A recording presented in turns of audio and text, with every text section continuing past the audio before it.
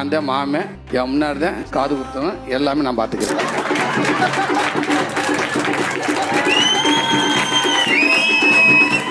Summer holidays வந்தாச்சு, நம்ம GT ஹாலிடேஸும் வந்தாச்சு. GT holidays, South India's #1 travel brand. Periyar Maniammai Institute of Science and Technology, Tanjavur. The world needs you. ஆச்சி பாதாம் drink. ஆச்சி பாதாம் drink ஒன்று வாங்கினா ஒன்று ஃப்ரீ. சூரிய அண்ணா வந்தார், அவர் பார்த்ததுல ரொம்ப சந்தோஷம். அவர் அப்புறம் உனக்கு குத்துறமான்னு சொன்னார். இப்போ கண்டிப்பாக அண்ணன் வருவார், வரும்போது நல்லா பண்ணணும், இவங்களாம் மேம் எல்லாருமே வராங்க, ஜட்ஜஸ் வரேன்னு சொல்லியிருக்காங்க. சரி அண்ணனும் வர நல்லா பண்ணணும்னு ஒரு எண்ணம் இருந்துச்சு. ஆனால் இப்போ அவரே பண்ணுவார் எனக்கு அப்படின்னு கொஞ்சம் கூட எதிர்பார்க்கல. நம்ம தப்பு பண்ணல, மற்றவங்கள கஷ்டப்படுத்தலை, நமக்கு பிடிச்ச ஒரு விஷயத்த சொல்லும்போது அது யார் தப்பு சொன்னாலும் நமக்கு அது சந்தோஷமாக இருக்குது. அதையும் தாண்டி நம்ம ஹஸ்பண்ட் இருக்காரு, ஊரே ஒன்று கூடினா அவர் வார்த்தைக்கு அப்புறம் யாரும் எதுவும் சொல்ல முடியாது.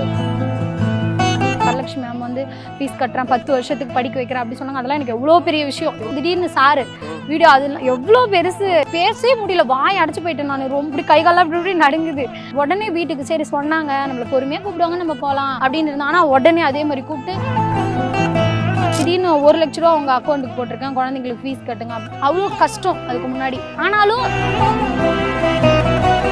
பஞ்சமி அக்கா வணக்கம். வணக்கம், வாழ்த்துக்கள். தேங்க்யூ. ஒரு குடும்பத்துல நடக்கிற ஒரு முக்கியமான ஒரு அழகான நிகழ்வும் கூட. எவ்வளவு சந்தோஷமா இருக்கு இந்த நிகழ்வு. ரொம்ப ரொம்ப சந்தோஷமா இருக்கு. நான் எதிர்பார்க்கல இவ்வளோ சீக்கிரம் நடக்கும் அப்படின்ட்டு. 3 பசங்க அப்படின்னாலும் சரி நம்ம எப்பயாவது பொறுமையாக பண்ணிக்கலாம், இப்போதைக்கு நமக்கு அது தேவையில்லை அப்படின்னு சொல்லிட்டு இருந்தோம். நடக்கும்னு தெரியாது, ஆனால் எப்பயாவது நடத்தணும் அப்படின்ற ஒரு இது இருந்தது. அங்கே போனதையும் ரொம்ப எல்லாரையும் பார்க்கும்போது சந்தோஷமா இருந்துச்சு. எல்லாரும் என்கிட்ட பேசுறது எனக்கு ரொம்ப பிடிச்சிருந்துச்சு. சரி இவங்கெல்லாம் வந்தால் நல்லா இருக்குன்னு சொல்லிட்டு சொன்னேன். அப்புறம் சூரிய அண்ணா வந்தார், அவர் பார்த்ததுல ரொம்ப சந்தோஷம். அவர் அப்புறம் உனக்கு குத்துறமான்னு சொன்னார். அப்போ கண்டிப்பாக அண்ணன் வருவார், வரும்போது நல்லா பண்ணணும், இவங்களாம் மேம் எல்லாருமே வராங்க, ஜட்ஜஸ் வரேன்னு சொல்லியிருக்காங்க. சரி அண்ணனும் வர நல்லா பண்ணணும்னு ஒரு எண்ணம் இருந்துச்சு. ஆனால் இப்போ அவரே பண்ணுவார் எனக்கு அப்படின்னு கொஞ்சம் கூட எதிர்பார்க்கல. அதுவும் உடனே அண்ணன் பண்ணுறது ரொம்ப சந்தோஷம். எங்கள் ஊரில் இருக்கவங்க எல்லாம் ஆமாம், அதுவும் அவனுக்கு மாமா முறை நான் தான்மா, நான் மாமா முறையாக இருந்து பண்ணுறேன். ஒரு கெஸ்ட்டாக உனக்கு நான் பண்ணுறேன் அப்படின்னு இல்லாமல் நான் உனக்கு மாமனா இருந்து எல்லாம் பண்ணுறேன் அப்படின்னு சொல்லி அண்ணன் சொன்னதில் உன் குழந்தைக்கு நான் மாமனா இருக்கேன்னு சொன்னதில் எனக்கு ரொம்ப சந்தோஷம். ரொம்ப இதெல்லாம் பார்க்கும்போது இந்த அளவுக்கு நான் பண்ணுவேன்லாம் எனக்கு நிஜமா தெரியல. அப்படி நல்லா பண்ணணும் ஒரு, ஏன்னா இவ்வளோ பண்ண முடியுமான்லாம் எனக்கு தெரியல. ஆனால் இப்போ அவர் பண்ணும்போது இங்கே வந்து பார்க்கும்போது எனக்கு ரொம்ப சந்தோஷமா இருக்கு. லைஃப்ல ஒரு மாதிரி பயங்கரமான அந்த கஷ்டங்களை எல்லாம் தாண்டி ஒரு டான்ஸ் மேடை ஒன்று கிடைச்சி அதில் நம்ம ப்ரூவ் பண்ணி ஜட்ஜஸ் பாராட்டி இந்த மாதிரி சூரியனன் மாதிரியான ஒரு பெரிய பெரிய நட்சத்திரங்கள் வந்து நம்மளை பாராட்டி இந்த ஒரு வாழ்க்கை இருக்குல்ல, இது எப்படி இருக்கு உங்களுக்கு? ரொம்ப புதுசா இருக்கு. இன்னொன்று கஷ்டப்பட்டதெல்லாம் நிறைய நினைச்சு பார்த்தா அழுகையா வரும். இப்போ கொஞ்சம் நல்லா நினைச்சு பார்க்கும்போது கொஞ்சம் என்னை மறந்து சிரிச்சுட்டே இருக்க மாதிரி இருக்கு. இப்போ அந்த மாதிரி தருணங்களுக்கு அந்த கஷ்டத்தை எப்போ நினைச்சாலும் அழுகையா வரும். அதை கடந்து அடுத்து வர முடியாது என்னால். இப்போ அது கடந்து அடுத்து போற மாதிரி ஒரு சூழ்நிலை வந்து எனக்கு டான்ஸா இருக்கு. அதை விட்டுட்டு அடுத்து போகணும் அப்படின்னு. ஆனால் அந்த டான்ஸ்லேயே இவ்வளோ சந்தோஷமான நிகழ்வுலாம் எனக்கு இப்போ நிறைய நடந்திருக்கு. அப்படின்னால அதை நினச்சி பார்க்கும்போது ரொம்ப சந்தோஷமா இருக்கு. அந்த மாதிரி நான் பின்னாடி என் பசங்க அவங்க அம்மா எப்படி இப்போ நம்ம சொன்னால் வாழ்ந்தது சொன்னால் அவங்களுக்கு தெரியாது, நான் வாழ்ந்திருக்கேன்னு சொன்னது மட்டும். ஆனால் இப்போ இது எல்லாமே பார்ப்பாங்க அவங்க. அப்படின்னும் போது அவங்க அப்பா அம்மா இப்படி இருந்தாங்க இப்படி போனாங்க அப்படி சொல்லிட்டு அவங்க வாழ்க்கைக்கு அவங்க கரெக்டாக ஒரு டிசிஷன் எடுத்து ஒரு கஷ்டம் வந்தால் கூட அதை தாண்டி எப்படி போகணும், எப்படி அதுலேருந்து வெளியில் வரணும் அப்படின்னு நினைக்கிறது என் பசங்களுக்கு இது தெரியும். இது மூலியமா அவங்க நிறைய கற்றுப்பாங்க வாழ்க்கைக்கு அப்படின்னு சொல்லிட்டு இந்த மாதிரி ஒரு இடம் எனக்கு கிடைச்சது ரொம்ப சந்தோஷமா இருக்கு. டெலிவரி முடிஞ்சு கொஞ்ச நாள்லயே டான்ஸ் ஸ்டேஜுக்கு போயிட்டீங்க? டெலிவரி சின்ன குழந்தை வந்து பிறந்து 4 வயசு, அவனுக்கு 4 வயசு ஆகும்போது இங்கே டான்ஸுக்கு வந்தேன். அது வரைக்கும் 10 வருஷத்துக்கு முன்னாடிலேருந்தே ஒரு 12 வருஷமா அப்படி ஆடவே இல்லை. அதுக்கப்புறம் டான்ஸ் பிடிக்கும். அதுக்கு மேலே அவங்க ஸ்கூலுக்கு போக ஆரம்பிச்சிட்டாங்க. அதுக்கு மேலே நம்ம ஏதாவது பண்ணோம்ல, என்ன பண்ணுறது அப்படின்னு தோணும் போது மற்றவங்களை பார்க்கும்போது எனக்கு அது ரொம்ப பிடிக்கும். ஏன் நம்ம பண்ணால் என்ன அப்படின்ற ஒரு எண்ணம் வந்துச்சு. நம்ம தப்பு பண்ணல, மற்றவங்கள கஷ்டப்படுத்தலை, நமக்கு பிடிச்ச ஒரு விஷயத்த சொல்லும்போது அது யார் தப்பு சொன்னாலும் நமக்கு சந்தோஷமா இருக்கு. நமக்கு கூட இருக்கவங்க அதையும் தாண்டி நம்ம ஹஸ்பண்ட் இருக்காரு, ஊரே ஒன்று கூடினா அவர் வார்த்தைக்கு அப்புறம் யாரும் எதுவும் சொல்ல முடியாது. அவர் இருந்ததுனால சரி அவர்கிட்ட கேட்டேன். அது கேட்கறதுக்கே எனக்கு 10 வருஷம் ஆச்சு. என்னோட ஆசை இதுதான் நான் நினைச்சேன்னு சொல்றதுக்கு ஒரு 10 வருஷம் ஆச்சு. ஒருத்தர் புரிஞ்சுக்கிட்டு வாழ்றதுக்கு எல்லாமே. அதுக்கப்புறம் சொன்னதுக்கப்புறம் சரி அப்போ ஒருத்தர் புரிஞ்சும் போது உனக்காக நான் இருக்கும்போது நான் உனக்காக நான் இருக்கேன், நீ போ அப்படின்னு அவர் சொன்னார். அதுதான் இந்த மேடை கிடச்சிது. அதுக்காக எதையுமே விட்டுறக்கூடாது அப்படின்னு சொல்லிட்டு இது வரைக்கும் எனக்கு அந்த மாதிரி எதுவும் நடந்ததில்லை. சந்தோஷமாக அவரும் என்னை புரிஞ்சுட்டு இருந்திருக்காரு. என் குடும்பத்துக்காக என் குழந்தைங்களுக்காக இருந்தால், அதுவும் என் குழந்தைங்க படிப்பு செலவு வரலட்சுமி மேம் வந்து ஃபீஸ் கட்டுறேன் 10 வருஷத்துக்கு படிக்க வைக்கிறேன் அப்படி சொன்னாங்க. அதெல்லாம் எனக்கு எவ்வளோ பெரிய விஷயம். எவ்வளோ ஒரு அம்மாவா இருந்தால் ஒரு அம்மாவா எனக்கு என் பிள்ளைங்களுக்கு ஒரு பாதி கடமை, என்னோட கடமை அது பாதி எனக்கு முடிஞ்ச மாதிரி. அவங்க அது சுத்தமாக அதெல்லாம் எதிர்பார்க்கவே இல்லை. என்னன்னா 10 வருஷத்துக்கு முன்னாடி ஒரு ஆசைப்பட்டேன், அந்த ஒரு இடம் கிடைச்சிருக்கு. நம்ம ஆசையை நிறைவேற்றிக்கணும், நம்ம சந்தோஷமா இருக்கணும் அப்படின்றது. ஆனால் இங்கே என் குடும்பம் மாதிரி இங்கே எனக்கு ஒன்று இப்போ உருவாயிடுச்சு. வாழ்நாள்லேயே மறக்க முடியாது. என் குழந்தைங்களாம் நினைச்சு இன்னும் சந்தோஷப்படுற மாதிரி இந்த மாதிரிலாம் நடக்கும்போது ரொம்ப சந்தோஷம். சரத்குமார் சாரோட வீட்டுக்கு போன அனுபவம் எப்படி இருக்காரு? அதுதான் முதல்ல வந்த அனுபவம். திடீர்னு ஒருத்தர் நான் இந்த சென்னைக்கே இப்போதான் ஃபர்ஸ்ட் புதுசு. அப்போ எனக்கு வந்து அவங்களெல்லாம் பார்க்கறது எனக்கு ரொம்ப சந்தோஷம் தான். நம்ம டிவியில் பார்க்குறோம். இப்போ டிவியில் பார்த்தா அவங்களை எப்படி பார்ப்போம், அவங்கள பார்க்கும்போது நம்ம ரசிப்போம் மெயினா. அது மாதிரி நான் ரசிச்சு பார்த்தவங்கள முன்னாடி பார்க்கறதுல எனக்கு ரொம்ப சந்தோஷம். அப்புறம் அவங்க என்கிட்ட நல்லா பேச ஒவ்வொரு இது சொல்லும் போது, இப்போ நல்லா ஒரு பர்ஃபார்மன்ஸ் கம்மியாக பண்ண அந்த மாதிரி பண்ணணும் அந்த உரிமை எடுத்து சொல்லும் போது எனக்கு அது ரொம்ப பிடிச்சிருந்தது. பரவாயில்ல, இந்த அளவுக்கு நம்மள சொல்றாங்களே, அப்படியே விட்டுறக்கூடாது நம்ம, அதுதான் எனக்கு இன்னமும் இருக்கு.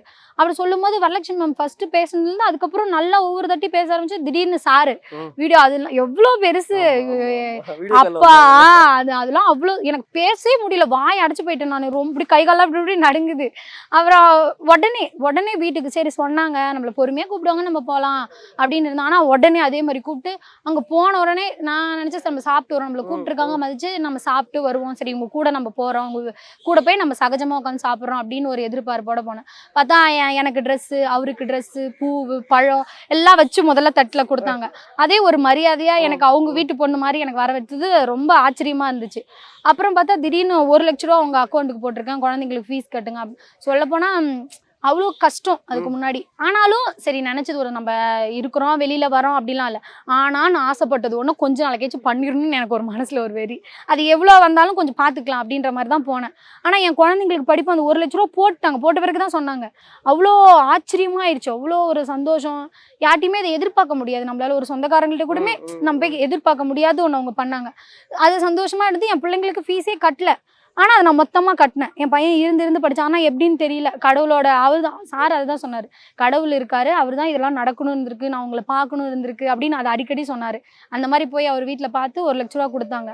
உடனே மேம் வந்து 10 வருஷத்துக்கு நான் கட்டுறேன். நீ அவங்க சொன்னது என்னன்னா, நான் 10 வருஷத்துக்கு கட்டுறேன், நீ ஒழுங்கா ஆடு, அதெல்லாம் நினைக்காத, குடும்பத்தெல்லாம் நினைக்காத அப்படி. அந்த வார்த்தை எனக்கு சொல்றதே எனக்கு பெரிய ஆறுதலாக இருந்துச்சு.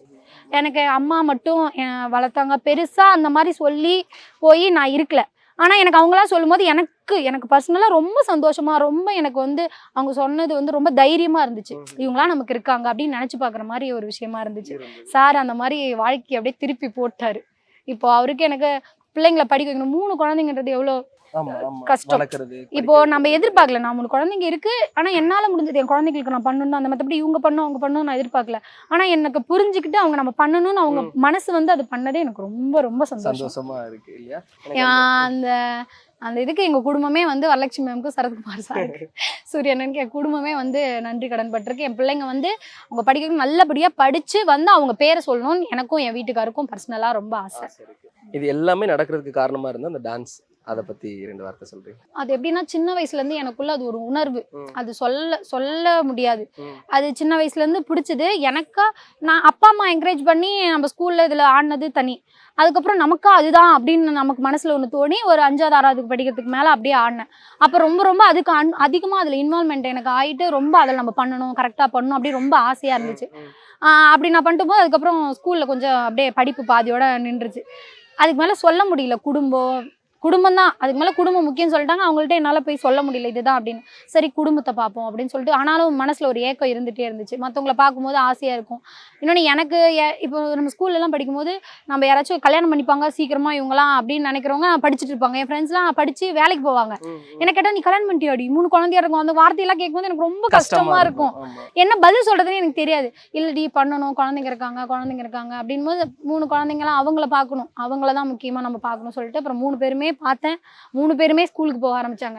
அப்போ நான் எனக்குன்னு நம்ம என்ன பண்ணுறது அப்படின்னு ஒன்று யோசிச்சும் போது தான் டான்ஸு அதை தொடரணும்னு ஒரு ஆசை. என் வீட்டுக்கார்ட்ட கேட்டால் அவர் டான்ஸ் கிளாஸ் சேர்த்து விட்டாரு.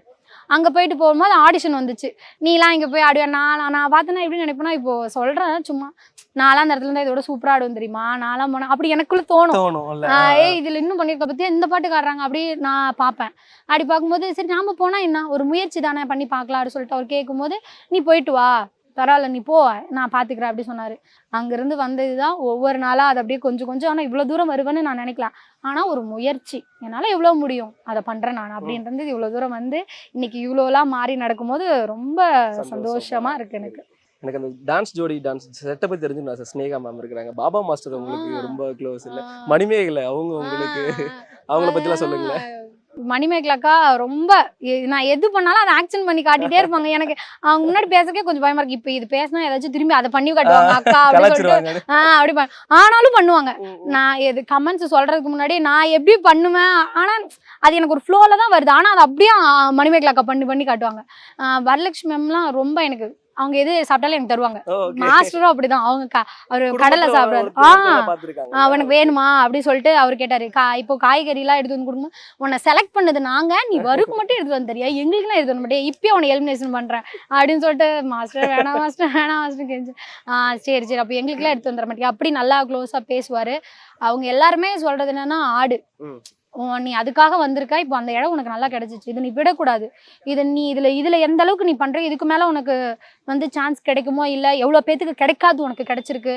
அதனால உன்னை பார்க்கும்போது எங்களுக்கு அது உண்மை. அவங்க ஸ்டேஜில் சொன்னது ஃபர்ஸ்ட் வந்து வரலட்சுமி மேம் சொல்லுவாங்க, இந்த மாதிரி பெண்கள் இப்படி தான் வரணும், இதுதான் நாங்கள் ரொம்ப நாளாக எதிர்பார்த்தது அப்படின்னா. எனக்கு எப்படின்னு தோணுச்சுன்னா, இப்போ சொல்லுவாங்கல்ல டிவியில் பேசுறது வேற, நேரில் பேசுறது வேற, அந்த மாதிரி எனக்கு தோணுனதே இல்லை இது வரைக்கும்.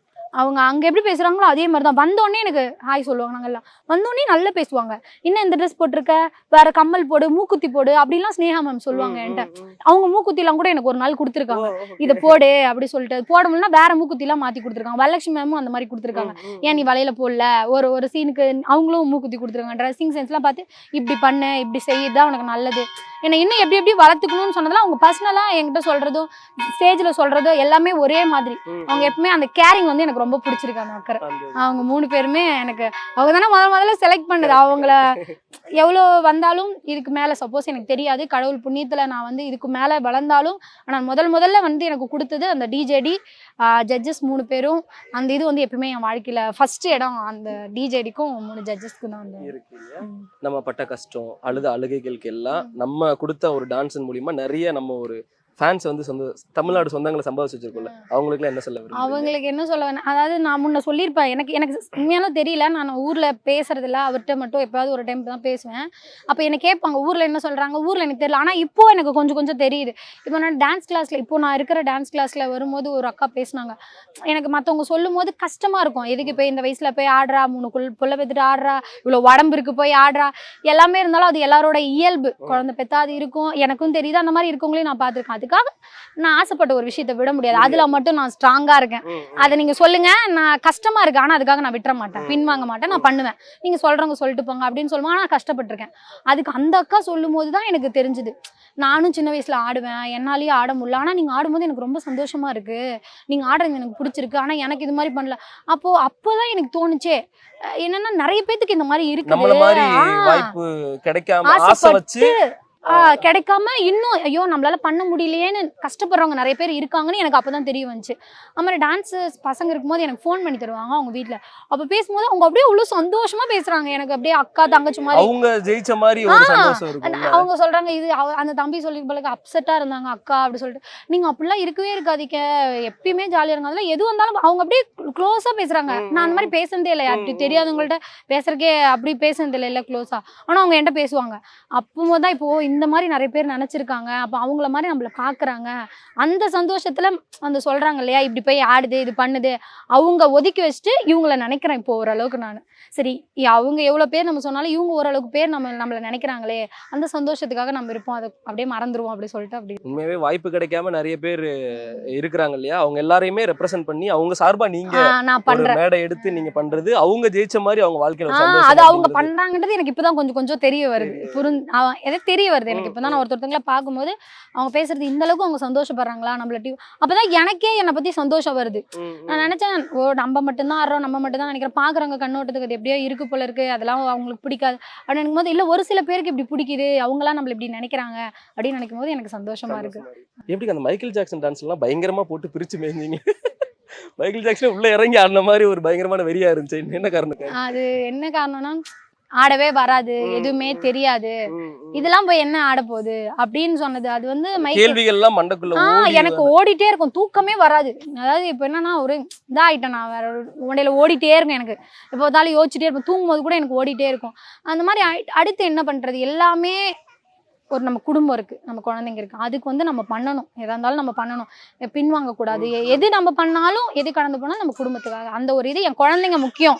அவங்க வந்து சொல்ல போனா 3 பேரும் பசங்க. எனக்கு டான்ஸுக்கு வர்றதுக்கு முன்னாடியே ஒரு எண்ணம் இருக்கு, 3 பேரும் பசங்க.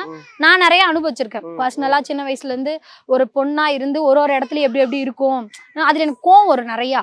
அந்த மாதிரி என் பசங்க ஒரு இடத்துல இருந்துடக்கூடாது, அவங்கள வந்து ஒழுக்கமாக வளர்க்கணுன்றது தான் என்னோட மிகப்பெரிய லட்சியமே என் வாழ்க்கையில்.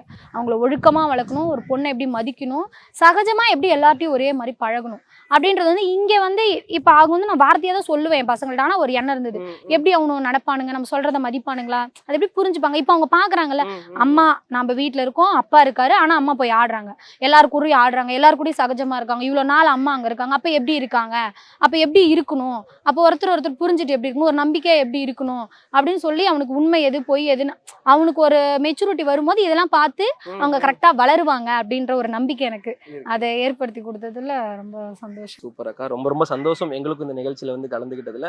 இன்னும் நீங்க நிறைய மேடைகள் உங்களுடைய அந்த கனவு அப்படிங்கிறது நிறைவேறணும் அப்படின்னு ஒரு தம்பியா வந்து யூஸ் பண்ணிக்கிறேன். ரொம்ப நன்றிக்கா, ரொம்ப நன்றி. தேங்க்யூ ரொம்ப நன்றி. சம்மர் ஹாலிடேஸ் வந்தாச்சு, நம்ம ஜிடி ஹாலிடேஸும் வந்தாச்சு. GT holidays, South India's #1 travel brand. Periyar Maniammai Institute of Science and Technology, Thanjavur. The world needs you. ஆச்சி பாதாம் ட்ரிங்க். ஆச்சி பாதாம் ட்ரிங்க் ஒன்னு வாங்கினா ஒன்னு ஃப்ரீ.